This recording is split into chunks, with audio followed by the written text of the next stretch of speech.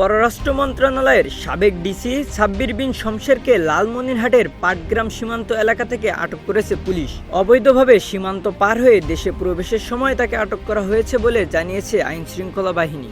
১৬ মে শনিবার দুপুরে উপজেলার সীমান্তবর্তী দাহগ্রাম এলাকা থেকে তাকে আটক করা হয়। বিষয়টি নিশ্চিত করেছেন লালমনিরহাট জেলার police super Mohammad Asaduzzaman. Police সূত্রে জানা গেছে, আটককালে সাব্বির বিন শমশেরের কাছ থেকে 2টি কূটনৈতিক পাসপোর্ট সহ মোট 7টি পাসপোর্ট জব্দ করা হয়েছে। ঘটনার পর তাকে জিজ্ঞাসাবাদ করা হচ্ছে এবং এ বিষয়ে প্রয়োজনীয় আইনগত প্রক্রিয়া চলমান রয়েছে বলে জানিয়েছে police. Desk report, news flash 71।